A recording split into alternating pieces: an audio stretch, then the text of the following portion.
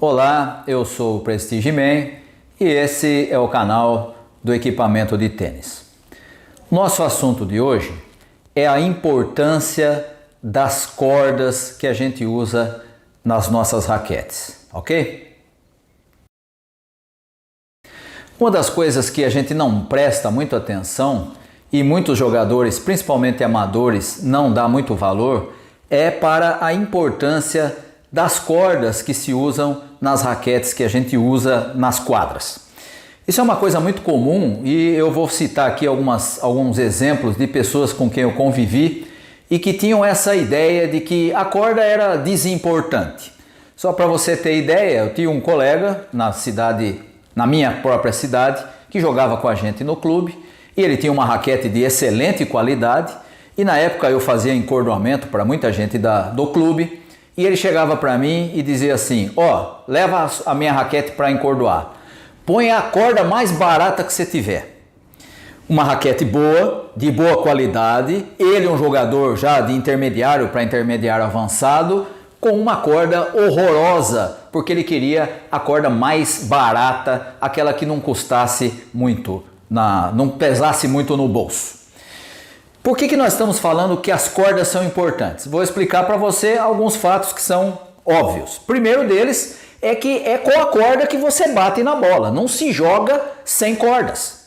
E, portanto, a corda deve ser aquela que melhor atende à sua necessidade, mas também você tem que lembrar que, obviamente, é com ela que você vai jogar. Não adianta você ter uma raquete espetacular, uma Pro Stock de primeira linha, e usar uma corda que não combina com ela, que não combina com o seu jogo ou que não dá a performance que você é capaz de produzir com aquela raquete.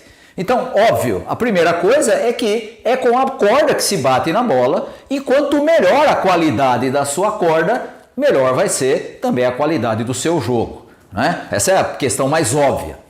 Outra coisa que é importante nas cordas e da importância das cordas no jogo do tênis é que há muita gente que não tem a menor ideia de qual é a tensão que está na raquete que ele usa. Aqueles que são mais envolvidos com o esporte e gostam de entender como é que funciona, vão se interessar pela tensão. Há muitos jogadores, principalmente jogadores amadores, que levam lá a raquete lá na loja em que ele já está habituado a encordoar, deixa lá e fala, encordoa para mim. E nem sequer pergunta qual é a tensão, se tá bom, se não tá, se tá alta, se não tá, se tá baixa, se não tá, e acaba que o sujeito da loja coloca, na maioria dos casos, mais ou menos ali no meio do range que vem escrito na própria raquete. Por exemplo, é de 50 a 60, ele bota ali 55, né? Fica no meio para que o sujeito tenha mais ou menos uma performance, saber lá como é que vai ser para o jogo dele. Tá? Então, a tensão errada é outra coisa, não é tensão necessariamente errada, mas é o jogador não saber qual é a tensão que ele usa na sua raquete, nas cordas da sua raquete. Isso é muito comum, há muitos jogadores amadores que se você perguntar qual é a tensão, ele vai ter que olhar lá naquele adesivo que as lojas colocam para ver qual é a libragem, porque ele não tem a menor ideia de qual é a libragem que está na corda dele. A libragem é importantíssima, porque se você aumenta a libragem, você diminui a potência, você ganha em controle. Tá? Então não é simplesmente, põe qualquer coisa. Né? Então as cordas são importantes também para que você entenda qual é a tensão que é a ideal para o seu jogo. Em relação à tensão, há outro problema que também é importante nós entendermos nas cordas, que é a perda maior ou menor de tensão. As cordas não perdem tensão de maneira homogênea. Por exemplo, uma corda de tripa natural perde muito pouca tensão. Você encordoa uma raquete com uma tripa natural, vamos supor que você encordoe com 55 libras. A perda de tensão dessa raquete é muito pequena. A corda perde muito pouca tensão. Ela vai ter uma jogabilidade com aquela mesma tensão ou com uma tensão estável durante um período muito grande. E ela perde muito pouco de quando você encordou para quando você está já usando. Se você coloca uma multifilamento, ela já perde bem mais do que a tripa natural. Se você coloca uma copole, aí você tem perdas muito variadas. Você tem algumas cordas copole que tem uma manutenção de tensão boa, ou seja, ela perde, mas ela perde menos do que as outras copoles, mas você tem algumas que perdem muita tensão. E aí o sujeito pede para você encordoar a raquete, você coloca a corda que ele pediu, na libragem que ele solicitou, e aí ele começa a jogar e começa a reclamar. Puxa vida, a bola está saindo muito no fundo lá. E ele não percebe que aquela corda, sendo uma copole, tem uma perda de tensão grande de quando você encordoa para o tempo que ela fica na espera até você ir para a quadra, e obviamente que quando você vai jogando, na medida em que você vai batendo na bola, ela vai cada vez mais perdendo tensão, porque ela tem o desgaste da frição de uma corda com a outra e vai perdendo ainda mais tensão. E aí, em pouco tempo, esse jogador reclama que não está conseguindo mais manter a bola na quadra, porque não prestou atenção na perda de tensão que aquela corda tem. Tá? Então não é igual para todas as cordas. As cordas são importantes, mas elas são importantes também nesse sentido de você identificar a corda certa para a raquete que você usa. Isso tem a ver com aquilo que eu sempre chamo aqui de casar ou de afinar o instrumento, afinar o seu equipamento para o seu jogo. Com a corda acontece a mesma coisa. Existe corda que não combina com determinadas raquetes. Vou te dar um exemplo. Você usa, por exemplo, uma raquete de rigidez muito baixa. O meu caso, por exemplo, eu uso, a imensa maioria das minhas raquetes é de rigidez bastante baixa. Eu não posso colocar na minha raquete uma corda muito macia, muito mole, muita potência, de muita perda de tensão. Por quê? Porque se eu fizer isso, essa corda não casa com aquele tipo de raquete. Eu preciso de uma corda que seja um pouco mais rígida, que seja um pouco mais dura, para que ela dê um equilíbrio naquela raquete, sem que ela fique dura demais, sem que ela comece a dar dor no meu braço. Eu preciso identificar qual corda combina com aquele tipo de raquete. A mesma coisa se a gente falasse aqui do sujeito que usa uma raquete de uma rigidez muito alta e coloca uma corda muito dura. O que vai acontecer? Além da raquete ser rígida, e portanto já é dura, ele coloca uma corda também dura. Vai acontecer o quê? A batida vai ficar muito dura. E aí o que vai acontecer? Ele pode olhar e falar, nossa, agora ficou maravilhoso, porque consigo controlar a bola. Mas a vibração que vai ser transmitida para o braço dele é ainda maior do que se ele usasse uma corda que tem uma característica de ser um pouco mais macia. Uma corda dura não combina com uma raquete dura. E aí você pode pensar assim, Prestige, mas espera aí, isso aí não depende de um jogador e de outro? É claro que depende. Né? Não existe uma norma para todo mundo. Essas ideias que nós estamos apresentando aqui, algumas são óbvias, são necessárias que você entenda, e é claro que cada jogador tem a sua preferência, tem a sua performance melhorada ou piorada dependendo do equipamento que ele usa. Então, mas olha, eu tenho um amigo lá no clube que usa uma raquete muito rígida, com uma corda muito rígida e joga muito bem. Bom para ele, excelente. Agora, isso não pode ser tomado como norma. Por quê? Porque se isso funciona para ele, no normal seria melhor ele usar uma corda não tão dura, né? Aquela mesma situação que nós já tratamos em outros vídeos aqui, daquele sujeito que fala de um colega que joga assim assado e para ele funciona e não dá lesão e portanto é o caso dele. Isso não é norma geral. Tá? Então nós não podemos fazer norma generalizada baseada em um ou dois ou três exemplos isolados. Tá? Essa maneira que nós estamos tratando aqui é para você ter uma visão mais ampla a respeito das cordas e da sua importância no jogo. A corda precisa casar com a raquete que você tem. Há cordas que não combinam, há raquetes que não combinam com determinadas cordas. Por quê? Porque aquela corda não vai dar para aquilo que a raquete oferece a performance que você seria capaz de tirar dela. Então é nesse sentido que a corda precisa casar com a raquete. Outro detalhe é que aquilo que eu chamo de o barato às vezes pode sair caro. não é? Eu falei do meu amigo lá no começo do vídeo, que tinha uma raquete, imagino que ainda jogue, faz muitos anos que eu não o vejo, mas que tem uma raquete de boa qualidade, excelente qualidade, e que pedia para colocar a corda mais barata que tinha. Normalmente ele usava a chamada nylon, né? A corda de nylon, que é a mais básica, mais simples, até pior em termos de performance do que a synthetic goods comum, né? A corda mais básica que tem por ser a mais barata. E por que eu digo que o barato pode sair caro?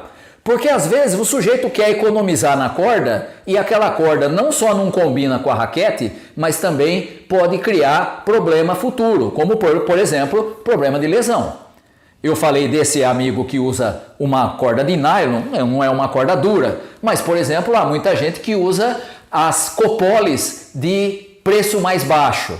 É muito comum você encontrar, tem algumas lojas na internet que vendem copoles de marcas assim não tão importantes, mas que são baratas. Aí o sujeito fala, não, eu vou usar aqui, é copole também, né? Vai me dar aquilo que eu preciso. E aquela corda às vezes não combina com a raquete, aquela corda pode ser dura e pode, esse barato, essa economia na corda pode depois estourar numa lesão. E quem já teve lesão sabe como é que é. Não é só a lesão, você vai ter a lesão, você vai ter que tratar da lesão, você vai ter que ficar sem jogar tênis e às vezes o sujeito é cabeça dura e depois que ele termina de tratar da lesão, ele volta e quer continuar usando aquilo que deu a lesão. Não quero mudar nada, eu gostava daquela corda. É crônica de uma morte anunciada. É óbvio que ele vai continuar tendo lesão e não vai sarar nunca porque o equipamento não vai ajudar. Foi aquele equipamento, foi aquela corda com aquela raquete que possibilitou ele adquirir a lesão. Tá? Então precisa ter muito cuidado nesse sentido, porque o barato nesse caso pode sair caro. Por outro lado, é bom a gente lembrar que corda cara não é sinônimo de qualidade. Ah, mas eu uso isso aqui, é a mais cara que tem lá. Também tem isso, eu também conheço tenista que pede desse jeito. Chega pra gente e dá a raquete e diz assim, põe a melhor corda que você tiver. Melhor corda em que sentido? A mais cara? Sim, a mais cara que você tiver. A mais cara não é necessariamente a que melhora a performance daquele jogador. Então, corda cara é diferente de sinônimo de qualidade, não é a mesma coisa. Ah, mas espera aí, tem cordas que são excelentes e não são tão baratas, verdade. Já citei em vários vídeos aqui a Luxor Alu Power, que é uma das minhas cordas prediletas. Se eu pudesse, eu só usava ela, mas ela é cara e ela morre logo. Se você coloca uma corda como essa na mão de um jogador iniciante com uma raquete rígida, que normalmente é o que o pessoal iniciante usa, você tem uma mistura perfeita para criar lesão no braço do sujeito. Então não é porque é caro que é sinônimo de bom. Tá? Existem cordas que são de preços variados, algumas são caras e são excepcionais.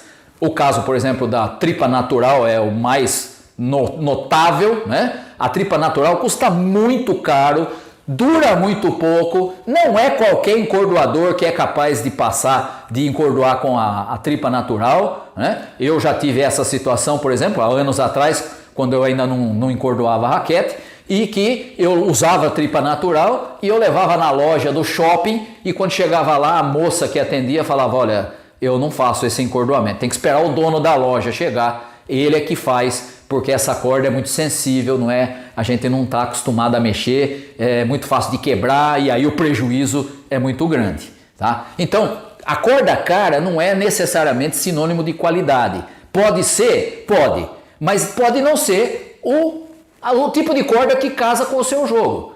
No meu caso específico, eu já faz muito tempo que não uso mais as tripas naturais. Eu me adaptei de tal forma com copole e eu uso copoles diferentes em raquetes diferentes para que ela fique dando a performance que eu quero dela, né?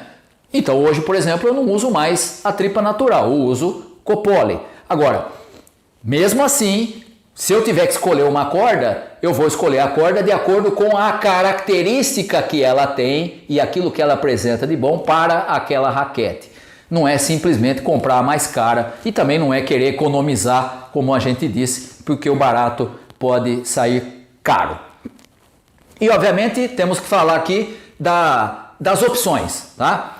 Você tem basicamente 4 tipos de cordas: a tripa natural, a tripa sintética, a multifilamento e as copoles. Tem até uma quinta que é a chamada corda de Kevlar, mas é uma corda tão dura que é muito raro de você encontrar quem use, né? E quem usa normalmente acaba tendo problema porque ela é tão dura, muito mais dura do que qualquer outra copole. Então desconsidere, tá?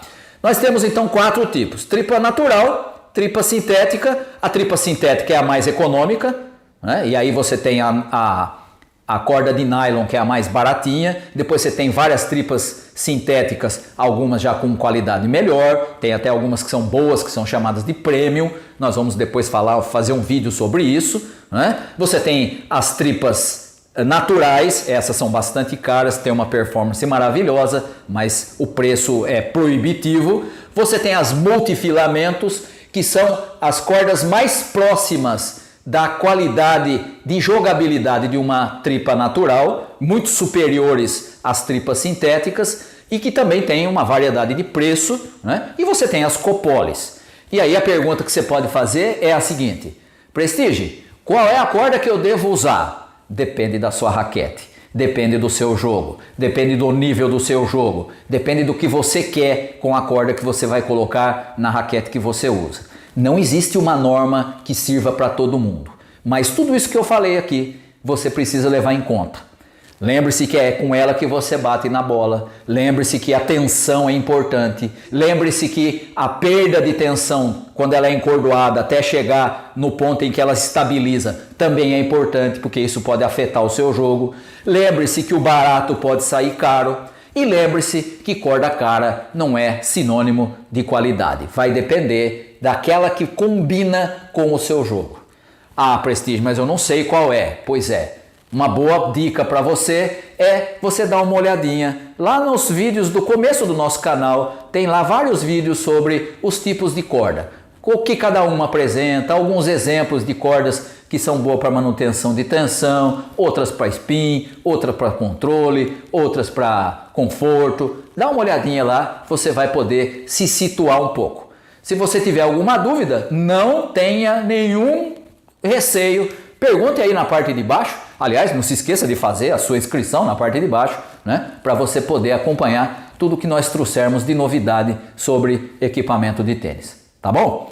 Por hoje ficamos por aqui. Um abraço a todos vocês.